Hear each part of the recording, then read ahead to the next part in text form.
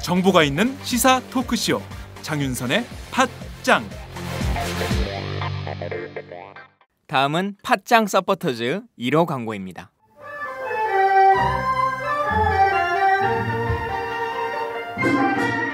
양꼬치집에 대한 모든 편견을 깼다. 풍무 양꼬치. 착한 가격, 품격 있는 공간. 국내외 유명인들도 자주 찾는 풍무 양꼬치. 나는 그 집 양갈비가 훨씬 맛있던데. 누나, 나는 그 집 맛있는 요리들이 지금도 잊혀지지 않고 있어요. 단체석이 많아 모임하기 좋은 곳. 풍무 양꼬치. 대림역과 구로 디지털 단지 역점 두 곳에 있습니다. 예약 문의 02809-9292, 02809-9292. 잠깐, 팟짱 애청자라고 말씀하시면 통큰 서비스를 제공합니다.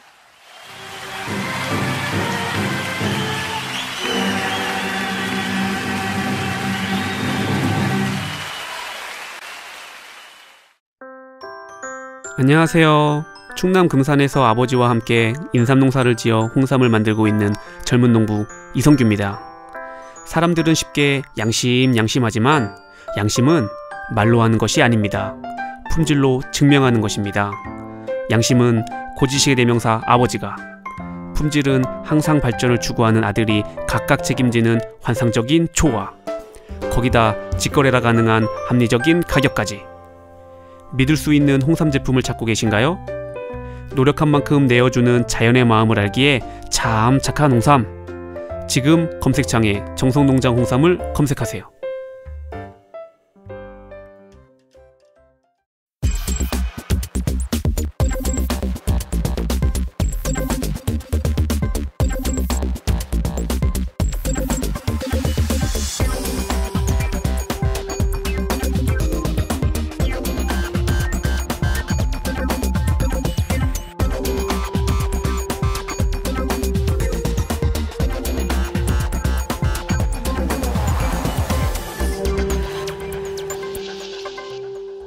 이택수의 여론 읽기. 매주 금요일에 고정 코너 시작하겠습니다. 이택수의 여론 읽기. 오늘도 리얼미터 이택수 대표 전화로 연결합니다. 대표님 나와 계신가요? 네, 안녕하세요. 이택수입니다. 네. 지금 남북 간 무력 충돌로 긴장이 고조되는 상황인데요. 오이사 조치 관련된 조사가 있었던 것 같아요. 네, 저희가 지난 월요일 날 조사한 건데요. 네. 오이사 대북 제재에 대해서 MBN 의뢰로 조사했습니다. 조사 결과는 사과 없이 오이사 대북 제재를 해제해서는 안 된다는 의견이 49.1%로 나타났고요. 해제해야 된다는 의견이 40.9%, 대략 10%포인트가량 격차로 사과 없이는 해제해서는 안 된다는 의견이 나타났는데, 저희가 지난 5월 달에 한 것보다는 그 의견이 조금 줄어든 거긴 한데요. 52.7%가 당시에는 사과 없이 해제 불가 의견을 나타냈었는데, 이번에 조금 줄어들었습니다. 왜냐하면 새정치연합의 문재인 대표가 오이사 조치 해제를 공식 여야 대표가 대통령 정부에 건의하자고 이제 얘기를 했었기 때문에 그런 결과가 나타난 것 같은데, 물론 이제 새누리당 김무성 대표가 북한의 도발이 계속되는 상황에서 부적절하다. 왜냐하면 목함 지뢰 또 도발도 있었기 때문에 여전히 반대 의견이 50%가량 나타나고 있는데요.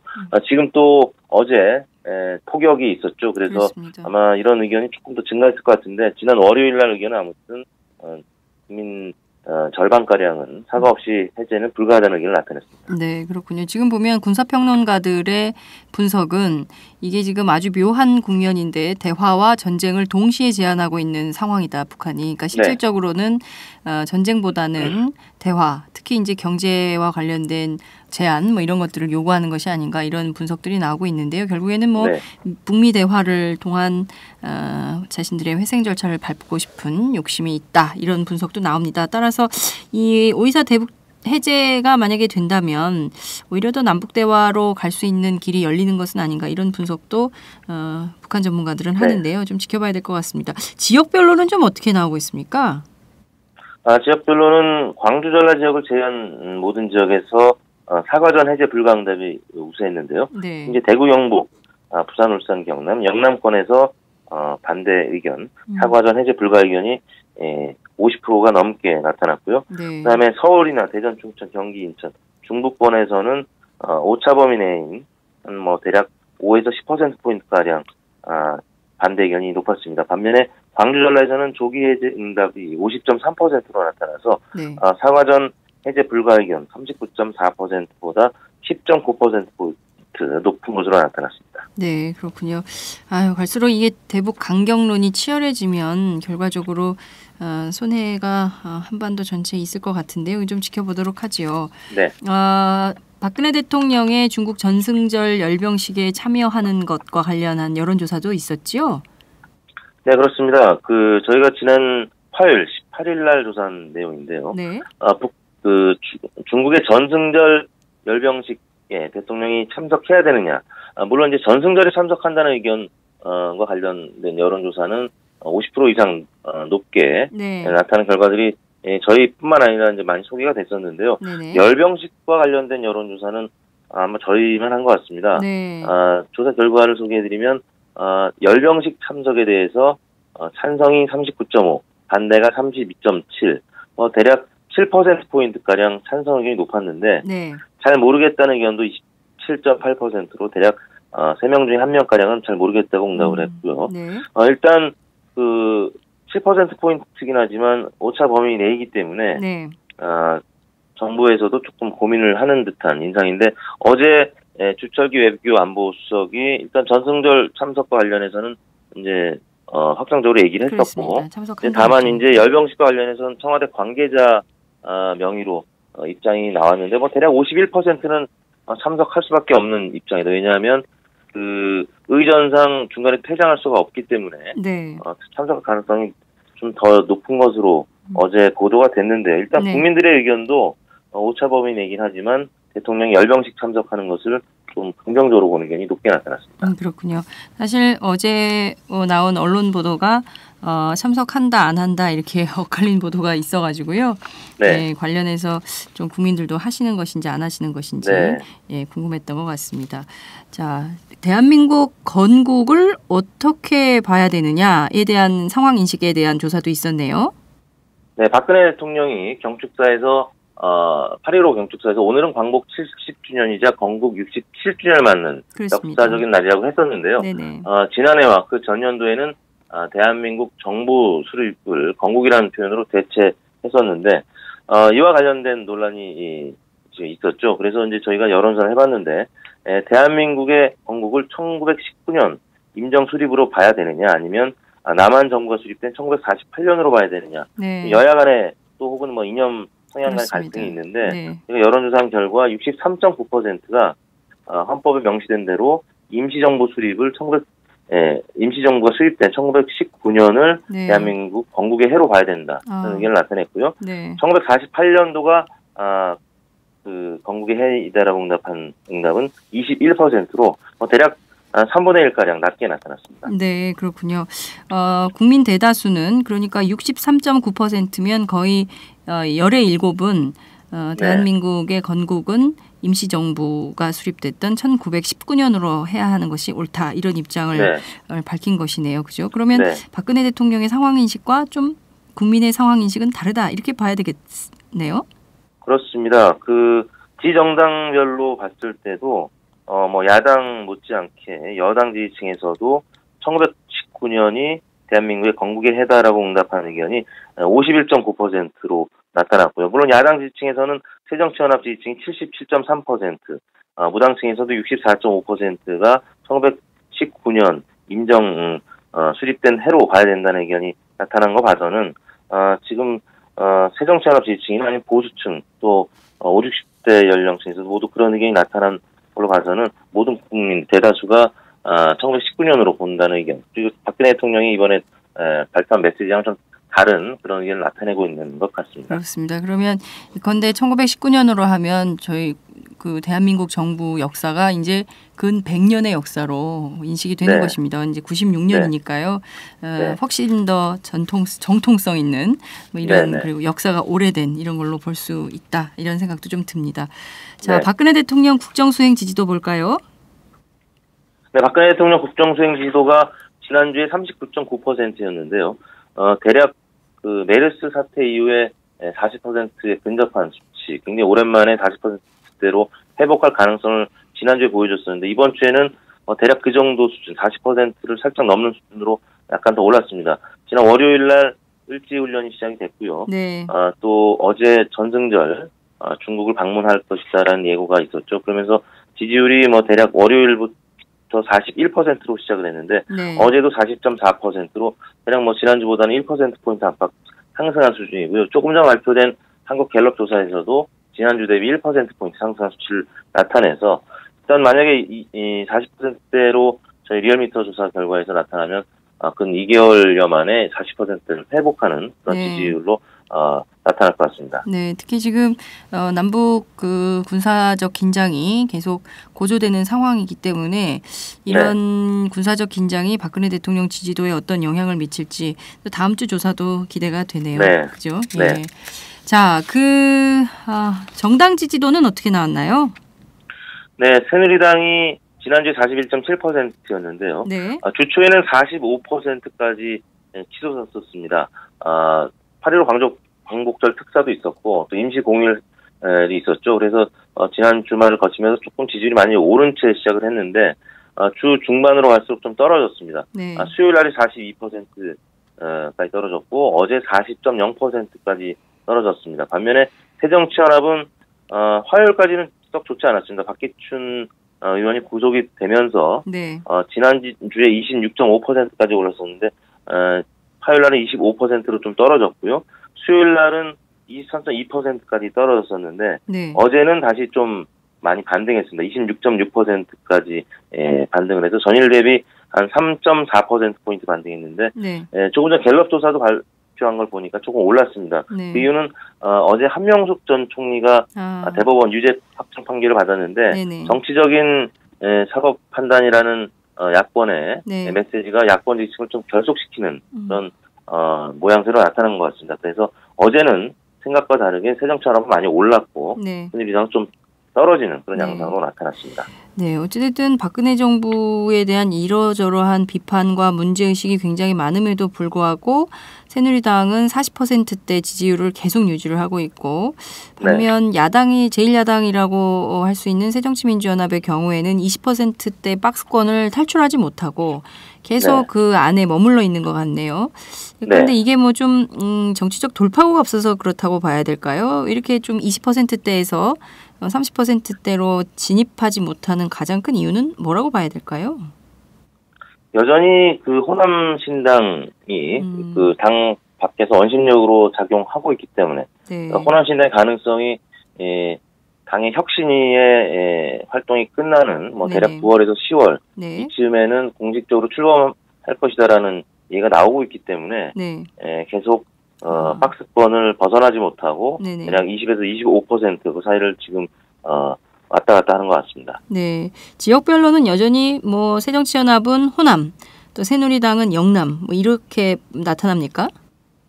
그렇습니다. 새정치연합이 가장 높은 지역은 이제 광주 전라 지역 41.5%인데요. 네. 지정당이 없다는 호남에서 의견은 31.4%. 새정치민주연합이 그 호남에서 무당파보다는 좀 높긴 한데 네. 그래도 여전히 그 호남에서 30% 가량의 무당파가 있다는 게 조금 새정치연합에서는 좀 그 걸림돌이 되고 있는 것 같고요. 네. 다른 지역에서는 이제 새누리당이 대략 뭐 40%에서 안팎 지지를 보이고 있고요. 대구 영북에서 이제 48.9%로 가장 높고요. 새정치연합이 이제 수도권에서 보면은 서울에서 23.2%, 경기 인천이 25.8%, 평균치와 큰 차이가 없습니다. 그리고 이제 대전 충청에서는 좀 그 새누리당과 지지율이 팽팽한 네네. 39.8대 38 비슷한 수준으로 나타나고 있습니다. 네, 그렇군요. 연령대별로는 어떤 차이가 있습니까? 연령대별로는 저희가 이제 보통 20, 30대가 새정치연합이 굉장히 높은 수를 보여왔었는데 지금 광복절 전후한 네. 시점에서 새누리당이 많이 오르면서 그 격차가 30대에서도 많이 줄었고 20대는 오히려 새누리당이 조금 더 높은 수치로 어제 나타났습니다. 물론 이제 어제 조사가 1000명 기준하면 오차 범위가 플러스 마이너스 3.1%포인트이기 때문에 네. 오차 범위 내긴 합니다만 새누리당이 20대에서도 많이 회복을 한 상황이고요. 네. 5, 60대는 뭐 여전히 대략 2배에서 3배 이상 그냥 높고요. 40대는 새정치연합이 36.6, 새누리당이 30.1로 새정치연합이 오차 범위 내긴 합니다만 대략 6%포인트가량 높은 상황을 나타내고 있습니다. 네, 사실 새정치민주연합의 경우에는 굉장히 긴장해야 되겠네요. 그동안에는 새누리당은 이른바 고연령층이 지지하는 정당, 그리고 새정치민주연합은 젊은이들이 지지하는 정당으로 인식됐지만 20대 젊은 층의 지지율이 새누리당이 더 높아졌다. 물론 이제 오차 범위 안에 있긴 합니다만 그럼에도 불구하고 새누리당이 앞섰다라는 점은 새정치민주연합이 상당히 긴장해야 되는 거다. 이렇게 좀 해석을 해볼 수도 있겠네요.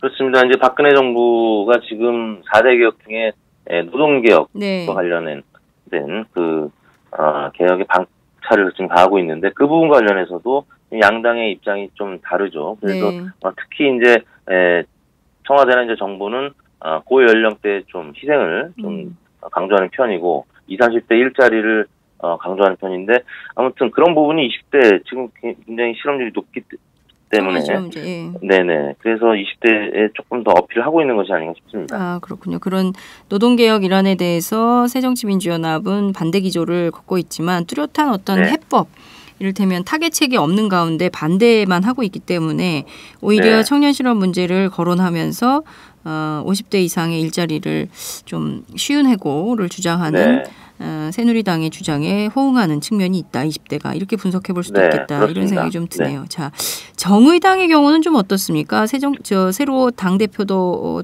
뭐 오시고 했는데요. 네. 정의당이 이제 그 컨벤션 효과 때문에 5%를 일시적으로 넘어섰습니다. 컨벤션 효과 그러니까 전당대회 직후에는 6%를 넘는 지지율도 나타냈었는데 지난주에는 4%로 다시 좀 줄어들었습니다. 아무래도 이 양당 체제 중심의 언론 보도가 계속 나가고 있기 때문에 정의당의 존재감이 전당대회를 제외하면 그다지 이제 높지 않죠.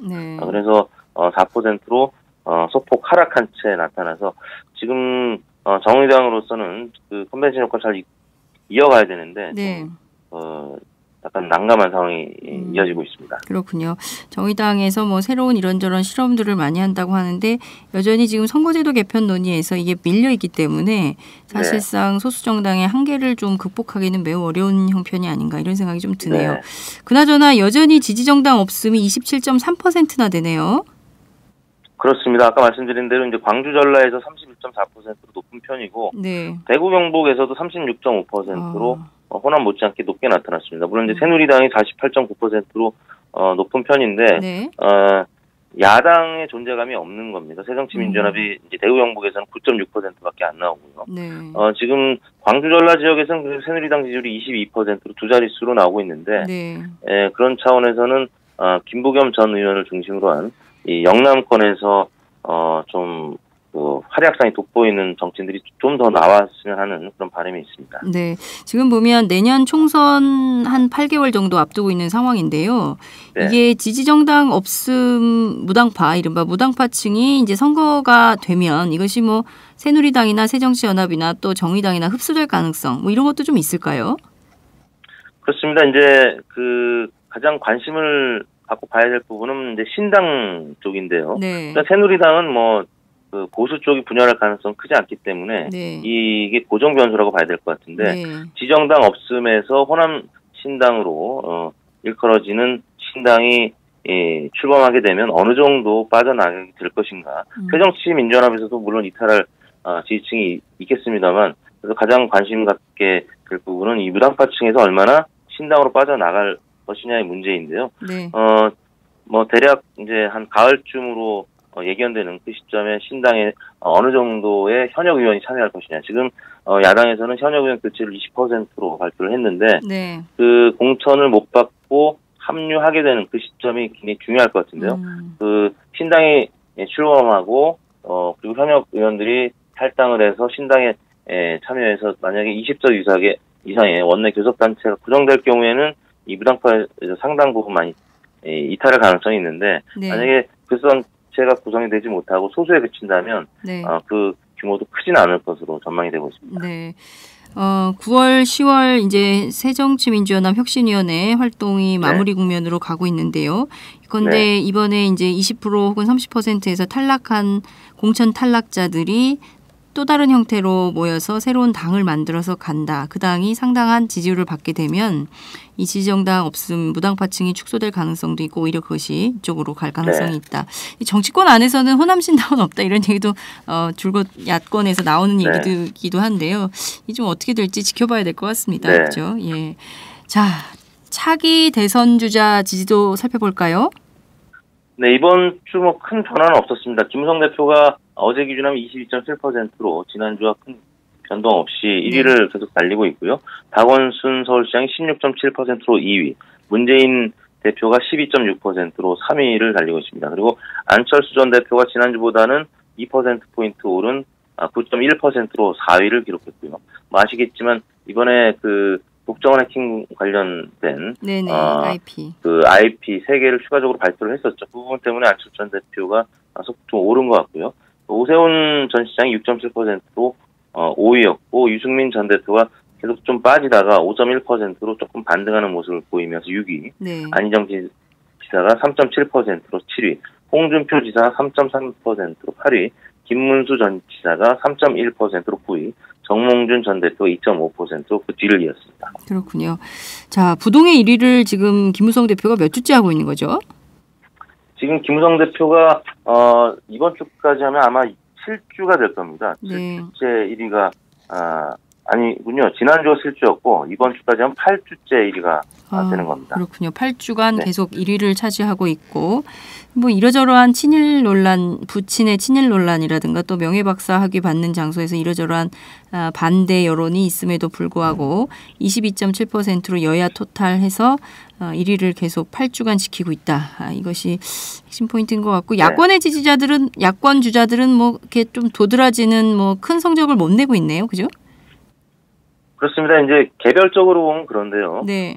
지금 1위가 여당 대표인 김무성이고 나머지 2, 3, 4위는 모두 야당 후보들입니다. 그래서 여야를 이분법적으로 나눠서 보면 여전히 야당이 이 잠룡들의 지지율은 더 높거든요. 그렇기 때문에 2017년 대선을 본다면 여전히 여당 입장에서는 힘든 싸움이 될 수밖에 없는 구도는 계속 이어지고 있습니다.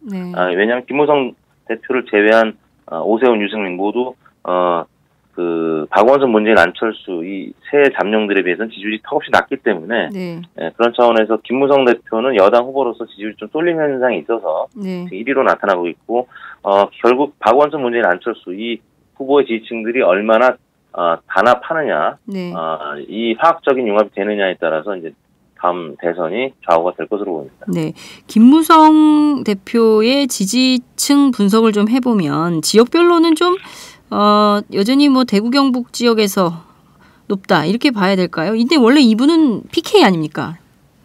그렇죠. 이제 PK인데 PK 주자들이 문재인, 박원순, 안철수 등 야권에 많이 포진돼 있기 때문에 PK에서는 지지율이 좀 분산된 측면이 있습니다. 그래서 1위를 달리고 있습니다만 그 지역에서. 근데 이제 다른 지역에 비하면 좀 낮은 편이고요.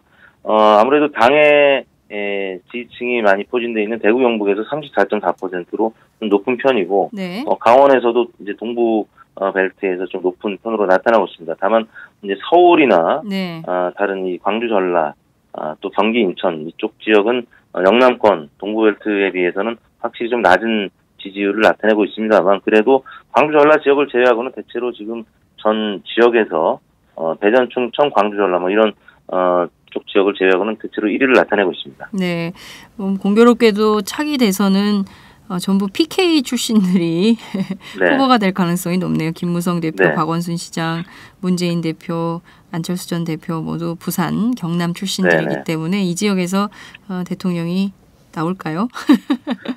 근데 이제 그 또 대전, 충청, 이 충청 대망론도 여전히 유효한 건 사실입니다. 왜냐하면 반기문 총장이 지금 정치권 외곽에서 대기하고 있고 또 안희정 지사도 충청권 인사로 또 주목을 받고 있기 때문에 충청권 얘기하는 충청 대망론도 여전히 유효한 상황이라고 할 수 있겠습니다. 그렇군요. 자, 김문수 지사는 이번에 이제 그 대구에서 출사표를 던져서 네. 김부겸 의원하고 맞대결을 하겠다는 입장인데요. 그 지지도는 어떻습니까? 김문수 전 지사가 최근 지지율이 좀 약세로 돌아선 측면이 있는데, 왜냐하면 유승민 전 원내대표의 지지율 상승에 따라서 네. 두 분이 지금 같은 TK죠. 둘 다 그렇습니다. 경북고 출신이고요. 네.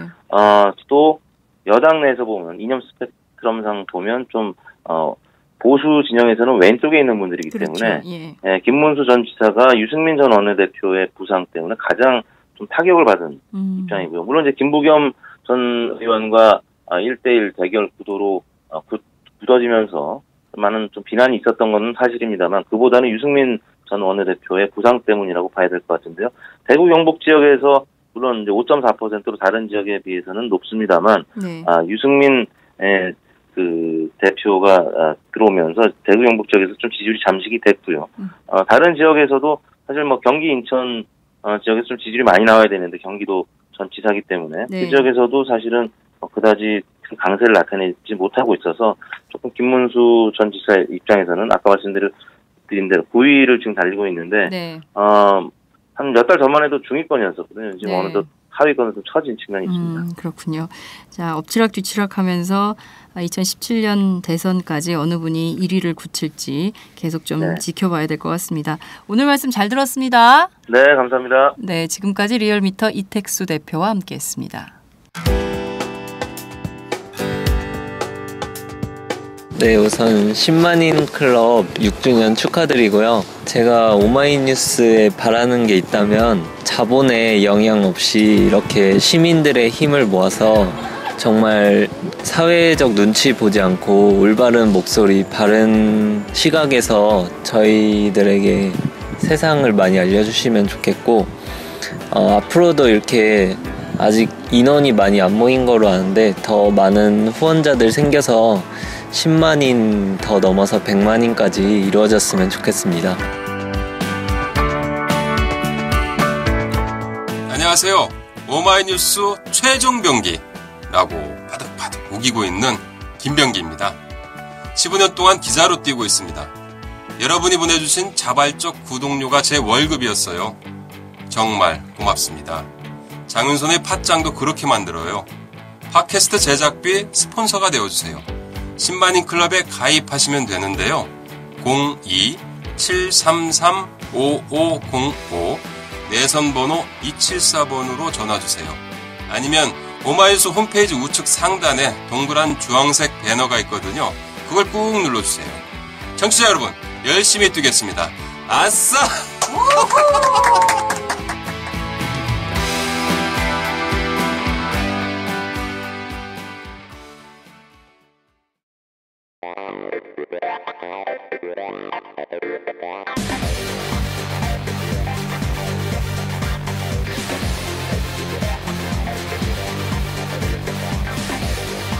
정보가 있는 시사 토크쇼 장윤선의 팟짱.